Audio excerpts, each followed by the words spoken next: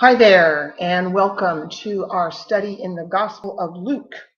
We are continuing in in Luke chapter 23 on this presentation. So open your Bibles, please, to Luke chapter 23. We're going to look at the first 25 verses of that chapter. In our workbooks, we are on lesson 23 also, so that worked out kind of nice. And we are going to look at the lesson that our author of our book has prepared. Our questions begin on page 143 of the workbook. So if you have that handy and would like to follow along, you can get that out as well. I thank you for tuning in, I guess we'll call it, and watching these presentations. I really do appreciate the feedback that I get from all of you. And I'm glad that I am able to do this and that it is therefore helpful to those who are either unable to come to the class we hold each week or are ill or out of town and miss a class. So, as you remember, if you watched our presentation last time or were in the class, we ended at the end of Luke chapter 22 with Jesus being condemned to death for blasphemy by the Sanhedrin Council. Now, the Sanhedrin Council, as you remember, is a group of Jewish leaders. There are 70 of them on the council. They're a group of Sadducees, Pharisees, scribes, lawyers, elders, leaders of the Jewish people. And their purpose is to convene and hold council on matters of the Mosaic law. And they are to proclaim whether an individual who's been brought before them has broken a law or needs some sort of punishment or needs to make restitution, etc. But this time they convened very, very early on this Friday morning to have Jesus stand before them, and they were questioning him, still trying to figure out how to put him to death legitimately, at least under their understanding of the law. Excuse me. So they finally, under oath, asked Jesus a question: "Are you the Son of God?" And of course, Jesus answered truthfully under oath. He answered in the affirmative, yes. They took that as blasphemy, making himself equal to God. Therefore, under the Mosaic law, that was guilty of death. Now, normally, it would have been a stoning death. That's what the Jewish law provided for those types of crimes. But since they're living under the Roman government at this time, they are not a ruling nation on their own. They have to abide by the Roman government rules and procedures and so on. And so, in order to put someone to death under the Roman government, they have to have the approval of an official from the Roman government. So that's why we see here at the beginning of chapter 23 of Luke that the whole multitude of them, meaning the 70 men and any others that were in the company or group, brought Jesus to the praetorium, and that's also in Jerusalem. It was a palace type building that had been built for the Roman officials to live and abide in, and they had a room where they had a judgment seat, so to speak, and they would bring people before the Roman officials to be questioned and tried. So that's where they're bringing Jesus, and they're going to come before Pontius Pilate, who at this time is the governor of the southern half of Palestine. So his job was to maintain order in the region, and he's to make decisions based on the Roman government rules and procedures. So that's why they brought Jesus before this man. Now, as I said, the Jewish leaders had already declared Jesus guilty of blasphemy, but they had to take this step in order to get the approval of the Roman official. So you're going to notice then in question 1 and verse 2 that they bring some different charges against Jesus at this time.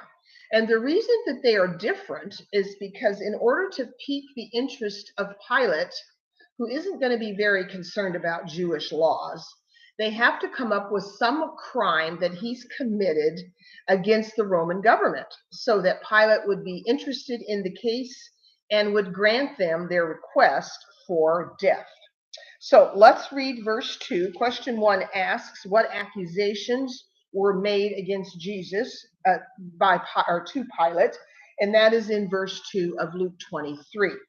And they began to accuse him, saying, we found this fellow perverting the nation and forbidding to pay taxes to Caesar, saying that he himself is Christ the King. So we see these charges are quite different from the ones that they had previously tried to bring against Jesus. Now they have to make it something against the Roman government. So if he's perverting the nation, that will alarm the Roman officials because they can't have an insurrection or an individual who is rebelling against the Roman government. If he's forbidding people to pay taxes, this again would be against the Roman law, as well as declaring himself king, which in the Roman government's eyes would be a threat to their governing authority. Because in their eyes, there's only one king, and that's Caesar. So these charges were, of course, all false. Jesus did none of these things. Jesus never preached or taught or persuaded the people to not pay taxes. In fact, what is Caesar's? He never Roman government in any way, and he clearly made it clear that his kingdom was not of this. So he was not a threat to Caesar or Caesar's kingdom. But of course, these Sanhedrin council members were perverting the things that Jesus had said and done in order to lie about what they were bringing charges against Jesus for. So now it's Pilate's responsibility to interview Jesus and see if he can determine what's going on. Why have these men brought this man to me? So in verse 3, we see Pilate asking Jesus, are you the king of the Jews? And he answered him, it is as you say. Yes, this is true. That's what I am. And we know that this is true. Jesus is or was the king of the Jews. He still is. But they were thinking earthly king. Jesus is talking spiritual king. So that's where the misunderstanding goes on. So Pilate continues to, he then asks or says to the chief priests and to the crowd that had gathered, and that's question 2, what was Pilate's decision after questioning Jesus? Well, his decision is in verse 4, I find no fault with this man. He didn't see Jesus as a threat to Caesar or to the Roman government. So therefore, in his eyes, there was no need to go any further in this investigation, and he declares Jesus innocent. That should have been the end of the situation. That should have ended it. But as we know, these Jewish leaders are very determined. They are driven by their prejudice and their hatred of Jesus, and therefore they're not going to let this go. They're not going to leave it there. In verse 5, it says, but they were the more fierce, saying, he stirs up the people, teaching throughout all Judea, beginning from Galilee to this place. So they're continuing to try to emphasize to Pilate that this man is guilty of some serious things, and you need to pay attention to all of this. Well, as we know, Pilate is not very interested in Jewish law. He's not a Jew. He doesn't live by the Jewish law, and he's really not that interested in what he considers their trivial laws and traditions, as long as there's no mob or insurrection or threat to the Roman government. He's not going to be very concerned about it. So they have to continue to press and to pressure Pilate into taking a different or a more closer look at what is going on. Now, Luke is the only gospel writer that records these different charges that they brought against Jesus before Pilate. The other gospel writers just say that they brought many accusations against Jesus, but they don't specify them like Luke does here. So That's something we want to take note of. Now, in John chapter 18, it says that the Jewish leaders were concerned about defiling themselves by entering into this building called the Praetorium, which was a palace area that Herod had built in Jerusalem. It's on the northwest wall of Jerusalem, quite a massive structure, I understand.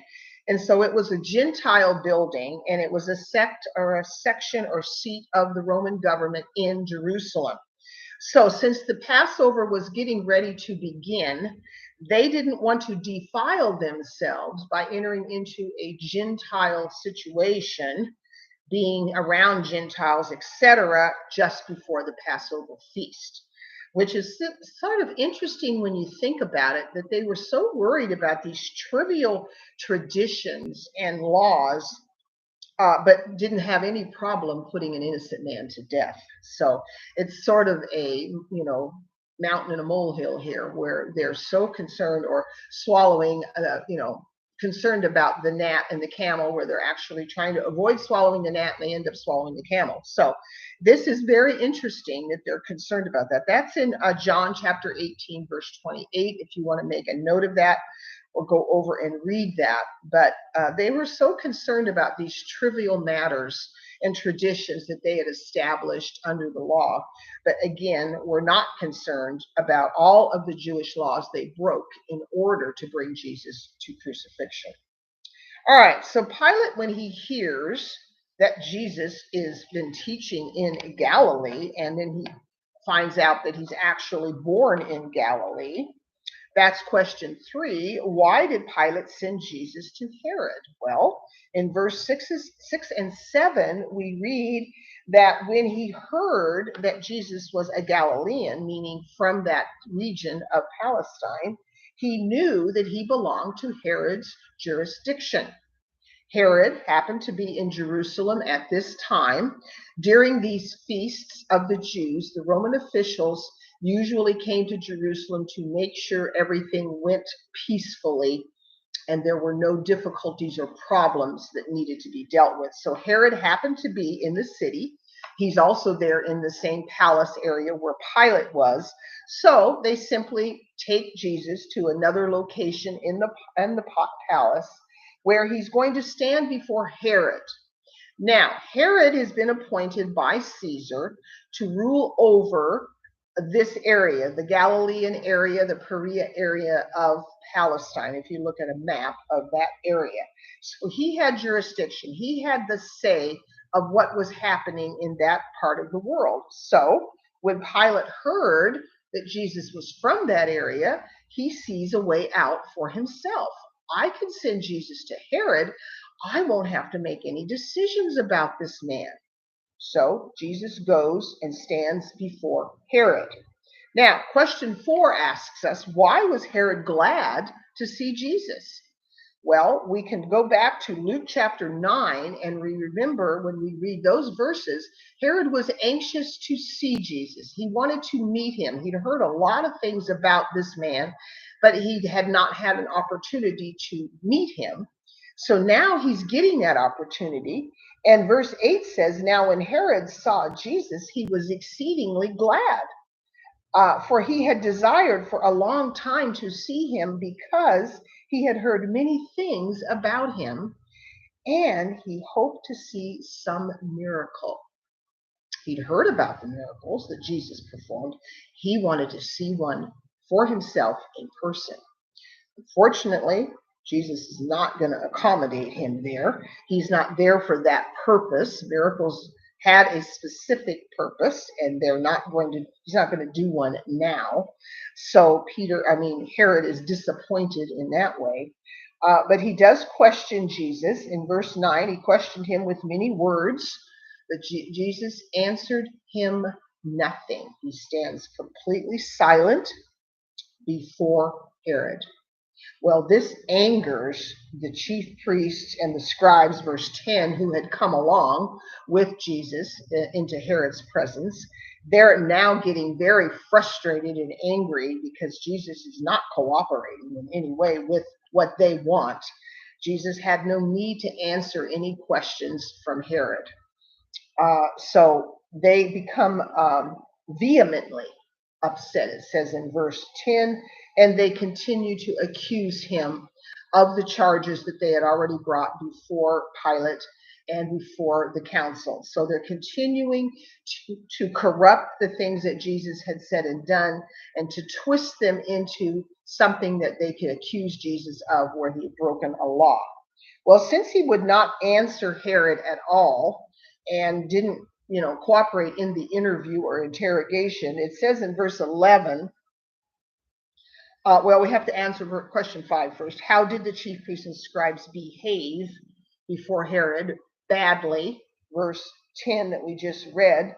They became, I'm sure, very vocal, very loud. They were angry. They were speaking out very boldly to Herod that these accusations were important and that Herod needed to pay attention to them. But since Jesus wouldn't answer any of Herod's questions, Herod could do nothing. So instead, he and his soldiers, his men of war, it says in verse 11, and they mock Jesus. They treat him with contempt. They put a gorgeous robe on him, and they bow down to him, mocking him, ridiculing him, humiliating him. If you're really the king, a king, then they're going to pretend and act like, they're worshiping this king. So a very humiliating experience for Jesus to go through. And he stands there and allows this to happen with absolutely nothing coming out of his mouth. He doesn't say a word. So Herod has no choice but to send Jesus back to Pilate, because it's Pilate's decision. This is the city of Jerusalem where Pilate is in charge, and therefore he's going to have to make the decision. So it says in verse 12 something very interesting about Pilate and Herod. It says, and that's question 6, what happened between Pilate and Herod that day? Well, in verse 12 it says that they became friends and with each other, for previously they had been at enmity with each other. So apparently they were not close, weren't friends, didn't spend a lot of time doing things together. Herod was in charge of the upper Palestine area, whereas Pilate was in Jerusalem and Judea. So their paths crossed from time to time, but they were not in any kind of cooperation with each other until it came that they could both, they neither one, according to commentaries, had any respect for the Sanhedrin Council. They'd had, I'm sure, previous dealings with this council, and they had no respect or consideration for this council. They didn't, of course, see them as having any authority in the first place. And so because they could both work against the Sanhedrin Council here and not approving their request for a death sentence, they became friends. They became in cooperation with each other because they both felt the same way about these Jewish Sanhedrin Council members. So that's an interesting note that Luke makes for us here, that over this situation, these two men who previously had probably been in a power play with each other, are now going to be friendly and cooperate with one another in this regard. Anyway, so Herod's not going to have anything more to do with whatever decision Pilate makes, and he's leaving the decision in the hands of Pilate. All right, so he's back with Pilate then in verse 13. Pilate calls together all of the men that had brought these accusations against Jesus, and he says to them in verse 14, "You have brought this man to me as one who misleads the people. And indeed, having examined him in your presence, I have found no fault in this man concerning those things of which you accuse him." So this is the second time that Pilate has informed the Sanhedrin Council group that he can find no reason to charge this man with any crime. Therefore, he will not approve of a death sentence, because he's interviewed him, he says. And then he says in verse 15, neither did Herod For I sent you back to him, and indeed nothing deserving of death has been done by him. So Herod came to the same conclusion. So here we have two Roman officials who have declared Jesus innocent of any of the charges the Sanhedrin Council has brought against him. So now Pilate has to make a decision. He's informing the men, this is what I've decided. So he's decided that what he's going to do in verse 16, and that is question 7. What did Pilate first suggest doing with Jesus? That's in verse 15 or 16, I'm sorry. I will therefore chastise him and release him. So chastise means, unfortunately, beating. And their beatings were really torture. They used whips with small stones and pieces of rock at the end of the whip, and so when it was struck against the back, it laid open the skin on the back, and we had a lot of open wounds. So this was a very painful beating. And our author in the book here goes into detail describing how that's done. The Jewish people usually used rods when they did a beating, which left, of course, bruises and soreness. But the Romans always looked for a torturous way to inflict pain on their criminals and on people that they were torturing. So they were very well known for torture. So Jesus has to endure this horrible beating, which left him in extreme pain. Now let's think for a moment what Jesus has been through in the last 24 hours. He met with his disciples and had the Last Supper. He washed the disciples' feet. Then they went to the Garden of Gethsemane, where Jesus prayed very intensely and sorrowfully to Jesus. Then he was arrested.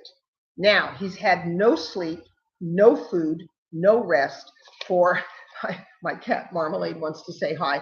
And all during this time, he has been mistreated. He's been mocked. He's been ridiculed. He's been hit. He's been spit on, and now he's being beaten severely on the back and probably the legs as well.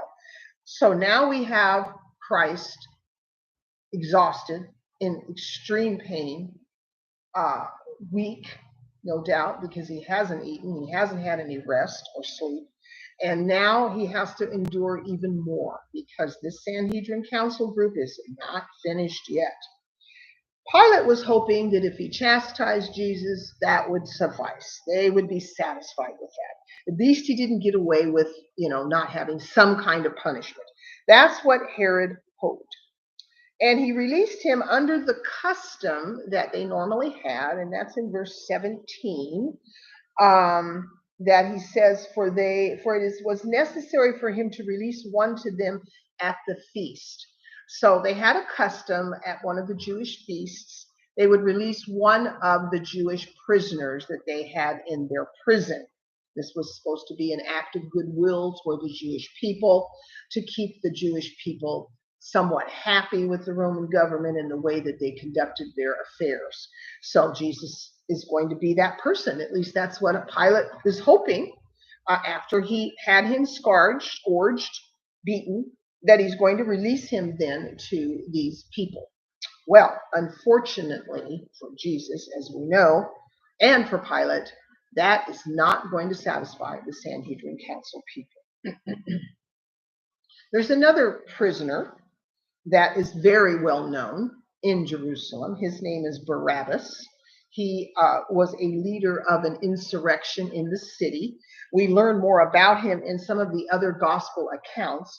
All Luke tells us is that Barabbas in verse 19 had been thrown into prison for a certain rebellion made in the city and for murder.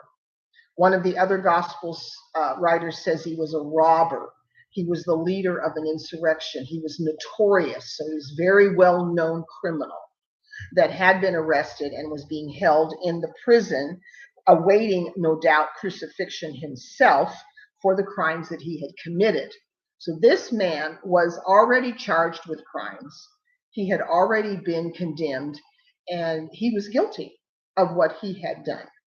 But Pilate is very surprised when the people ask, No, we don't want Jesus released according to the custom of the feast. We want you to release to us Barabbas, a known criminal. Well, this is very surprising to Pilate.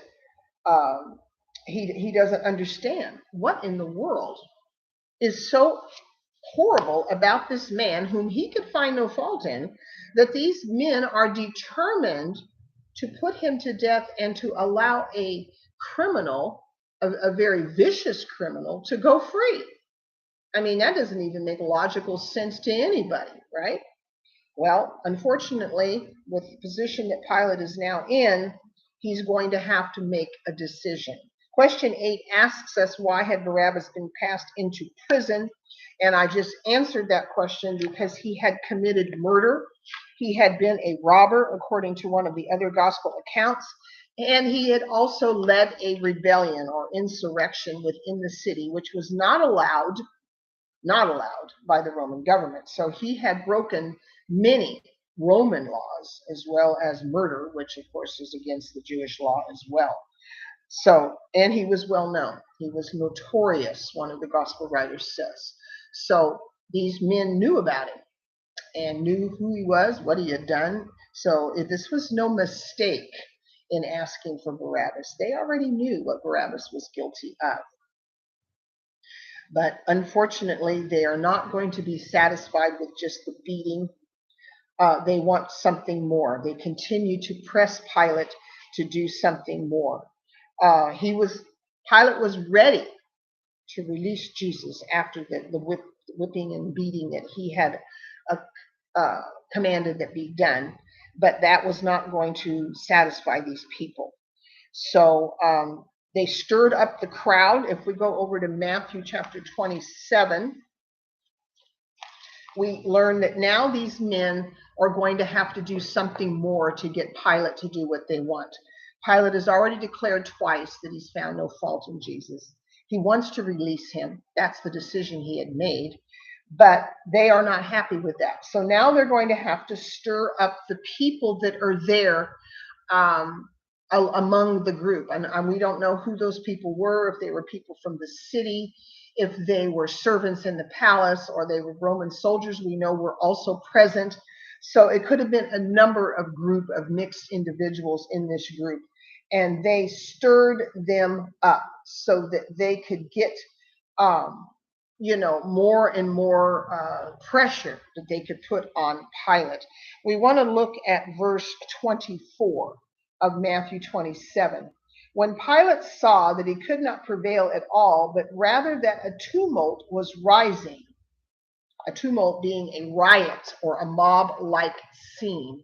I'm sure there was a lot of yelling and shouting, and it was loud, it was noisy. It could easily break into something vicious, something where the soldiers would have to intervene and control the crowd. And so now it's getting intense for Pilate. If anything like this happened under his jurisdiction, he would be held responsible. He could even have lost his position. So now it's getting serious, and the men of the Sanhedrin Council know that this is the only weapon they have left, because their accusations have not convinced Pilate of anything. So they're shouting out, "Crucify him, crucify him." And Pilate again asks in verse 22, why? What evil has he done? I find no reason for death in him. Third time now he said this. I will therefore chastise him and let him go. That is the decision Pilate had made. And like I said, that should have been the end of the whole affair. They brought him to Pilate. He saw Herod. Herod came to the same conclusion. Now these two Roman officials have decided there's no reason to hold this man, and he needs to be released. But unfortunately, verse 23 of Luke, it says, but they were insistent, demanding with loud voices that he be crucified. And the voices of these men and of the chief priests prevailed. So Pilate is pressured. He is fearful of what may happen. He is uncertain as to if he releases Jesus, what might happen. He's concerned about keeping order, of course, in the city, which is his responsibility. So he has a lot of pressure on him, a lot of things that he has to consider before he makes his final decision. And he had made his decision, and it wasn't accepted by these men. They were continuing to shout out, uh, release him. I mean, crucify him. That's what they wanted. That was the end goal for these men. If we go back to Luke chapter 27 and finish reading verse 24 there, it says that he took water and washed his hands. This was Pilate.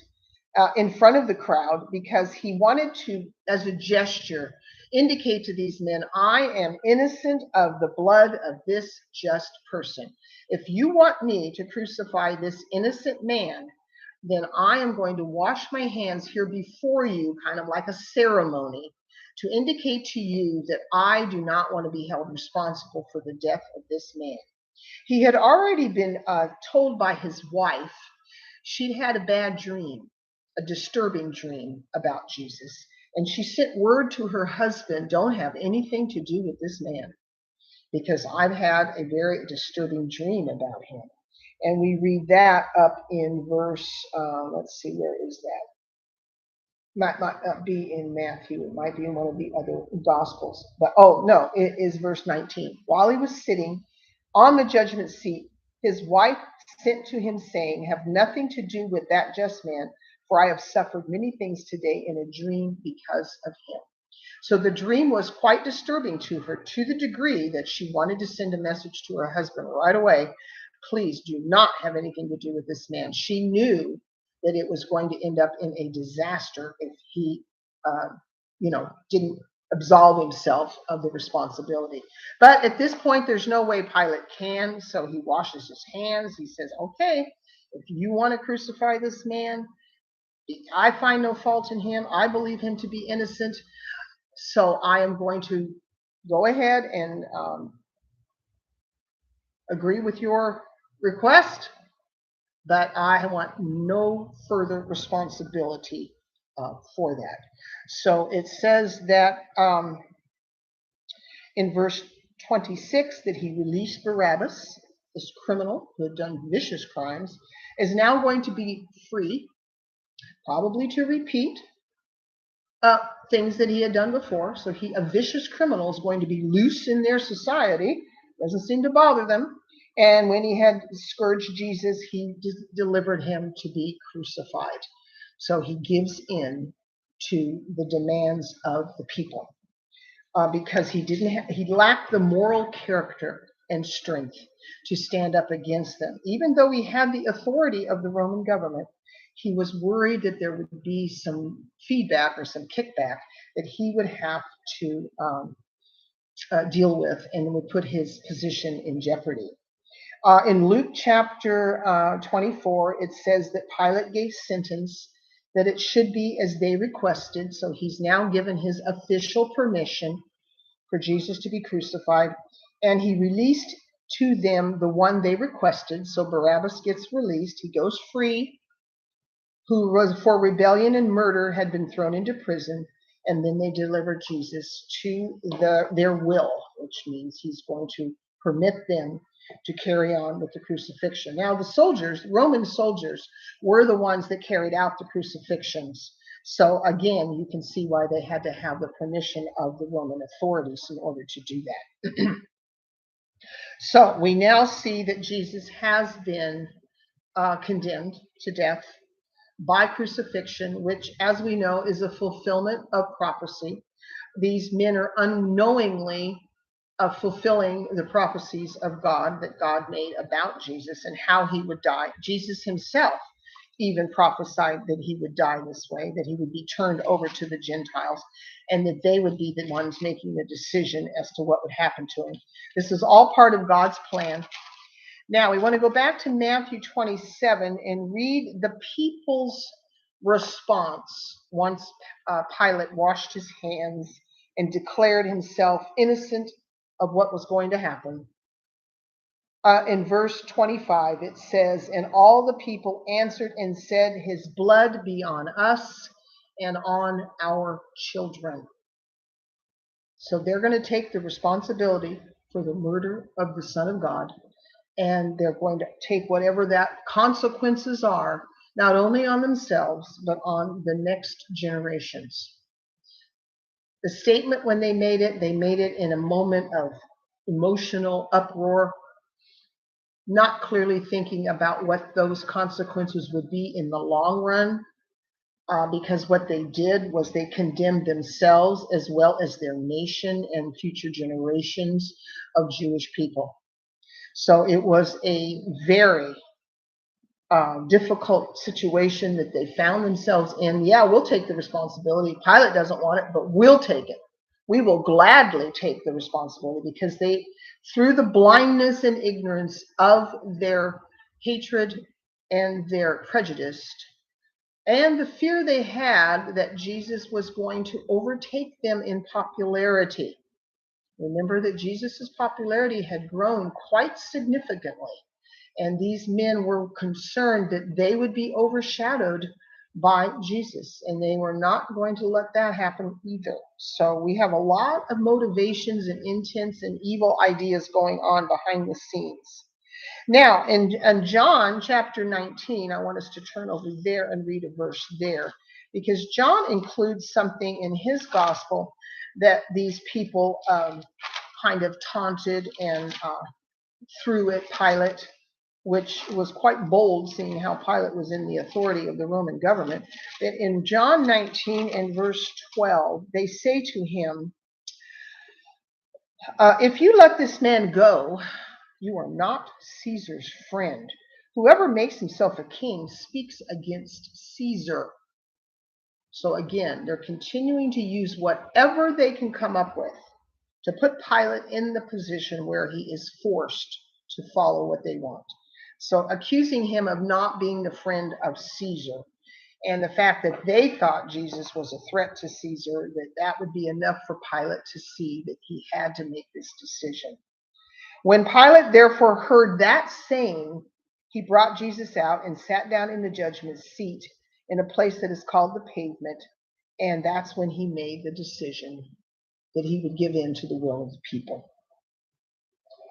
So Jesus has now been delivered. He's been condemned. The decision has been made. His sentence will be crucifixion.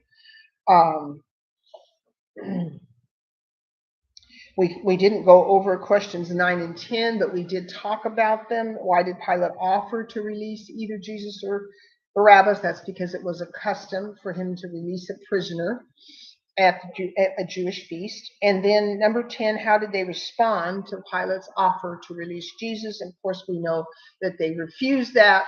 They rejected that. They shouted even the more fiercely that they wanted Jesus crucified. So if you can put yourself in the position of Pilate, where he was standing before a mob-like situation with very angry people shouting and being very riotous, it would put a lot of pressure on you. How in the world am I going to handle this situation and keep the peace? So that's why he gives in. All right, question. Let's look at true and false. Pilate said only once that he found no fault in Jesus. This is false.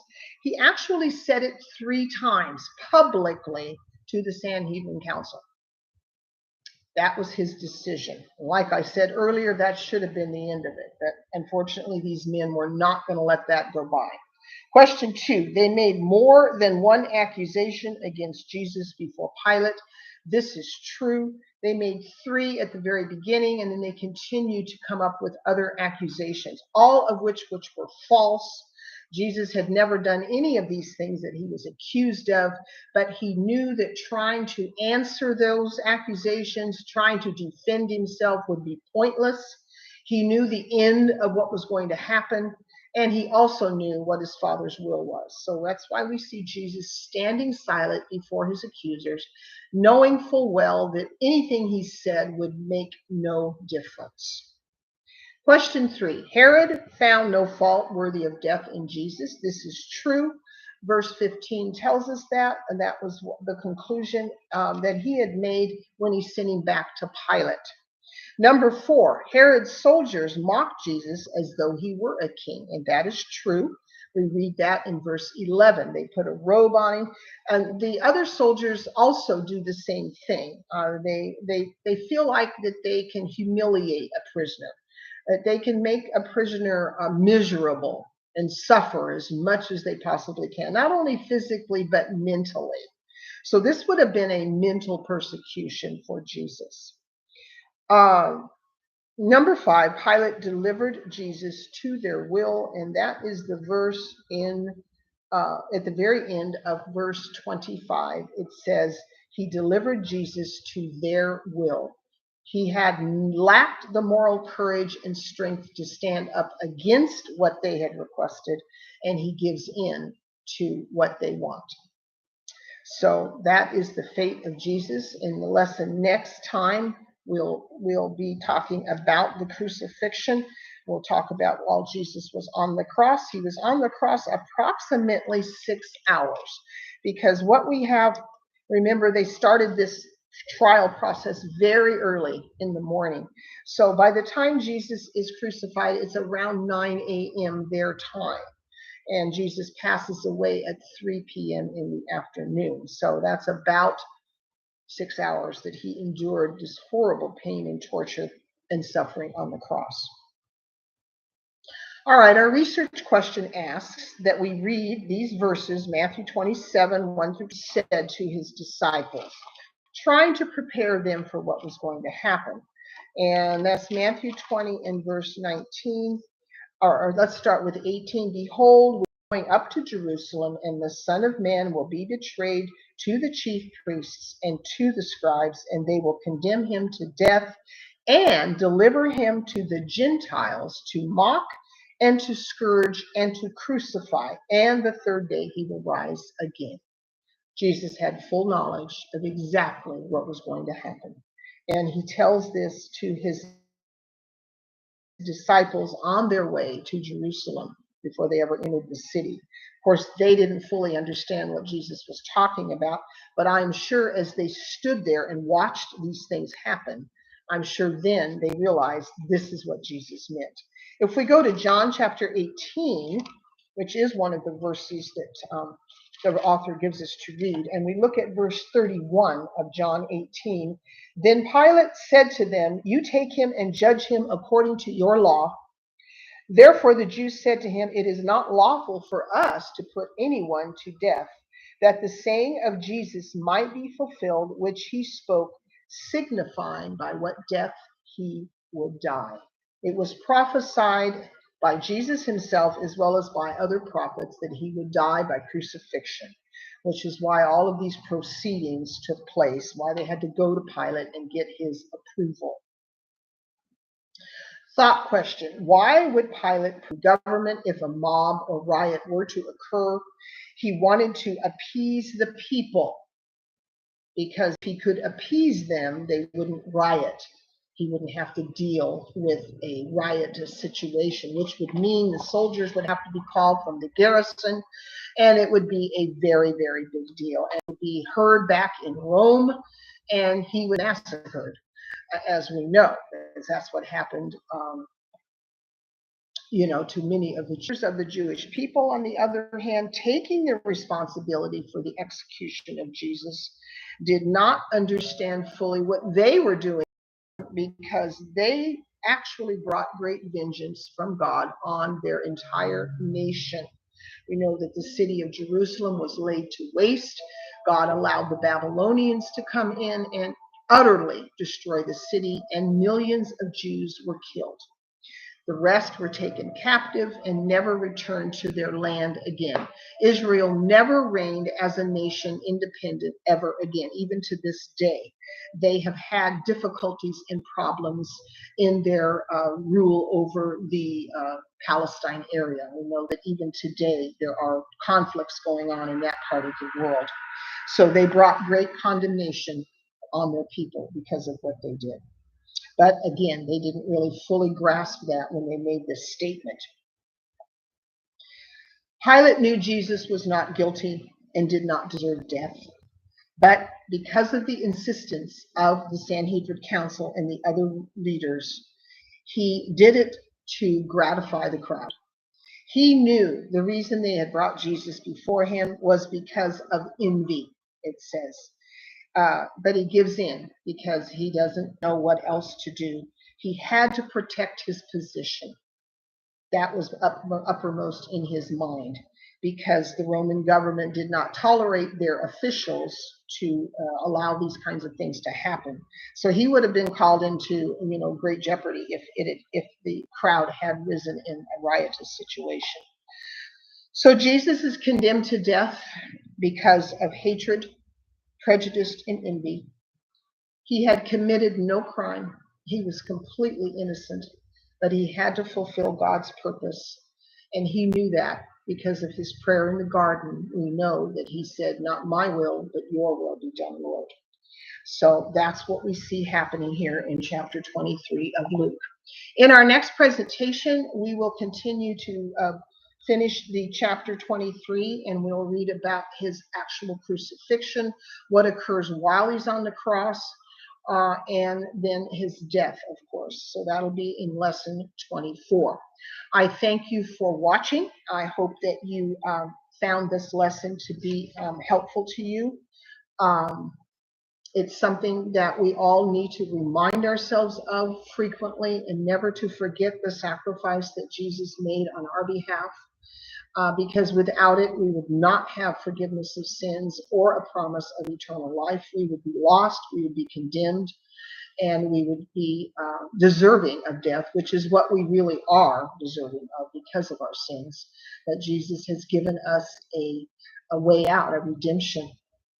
Now, if we go to the book of Acts and we read some of the sermons that Peter preached there at the beginning of the church, we learn that Peter actually condemns these people to their face about what they had done, that they had murdered the Son of God. And in Acts chapter 3, verse 14, let's go over there very briefly and read this, because it's very interesting to note what Peter says to these people. And there were probably people in the crowd that Peter was preaching to that had been present on this day that we just talked about. So Acts chapter 3, verse 14 says, I'm in chapter 2. That ain't going to help. All right, chapter 3, verse 14. But you denied the Holy One and the just, and asked for a murderer to be granted to you, and killed the Prince of Life, whom God raised from the dead, of which we are witnesses. And then if you drop down to verse 17, Peter says, Yet now, brethren, I know that you did it in ignorance, as also did your rulers. They were totally ignorant of who Jesus was and the significance of what they were doing. That's what happens to us if we allow prejudice, anger, hatred, and so on to rule in our minds. This is why we are warned against these things. Don't let these things simmer and build up in your mind, because it can lead you to doing these kinds of things. Envy, jealousy, hatred, prejudice, all of those things can lead to murder when we allow that evil to prevail in our minds and take over. And that's what happened to these people. But even though they did it in ignorance, they were still held responsible for what they did, which we will as well, unless we repent and cleanse ourselves of these types of attitudes and thoughts. We're warned against it many times in Scripture, to not allow bitterness and wrath to overtake us, but to weed it out and to leave it, to get rid of it. Because if we allow it to simmer in our minds, it can lead us to do terrible, terrible things. All right, thank you again, and we will continue this in the next presentation. Thank you.